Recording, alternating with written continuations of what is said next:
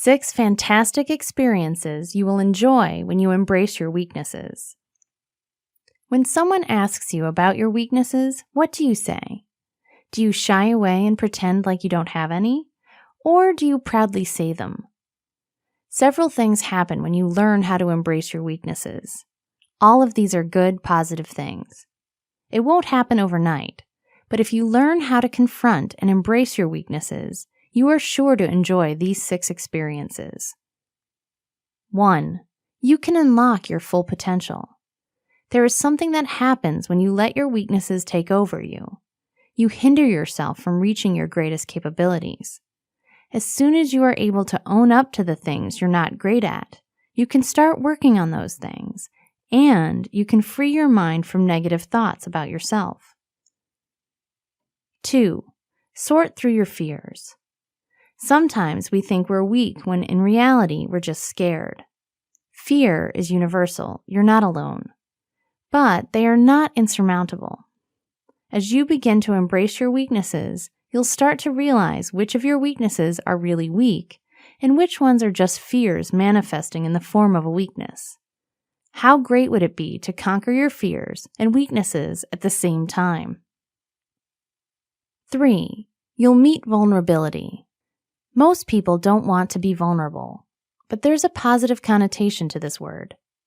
Being vulnerable can mean being open, humble, and ready to put your guard down. In this context, being vulnerable is a good thing. When you look inward and see about how to improve yourself, you are vulnerable and willing to change yourself for the better.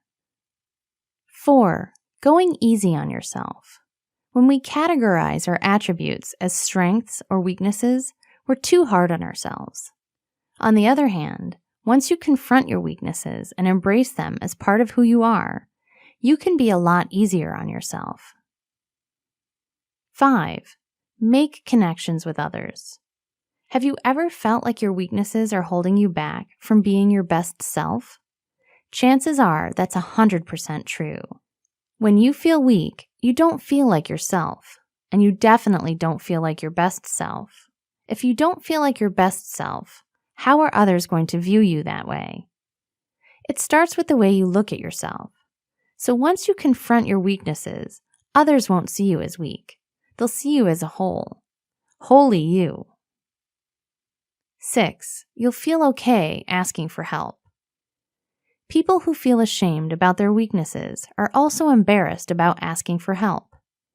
Let's debunk that concept right now. There is nothing wrong with asking for some help. Some of the most successful people have asked for help countless times. You're not on this planet to go through life alone.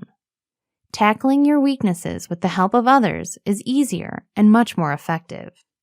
Not to mention, you'll grow closer in your personal relationships by humbling yourself and asking for help when help is needed.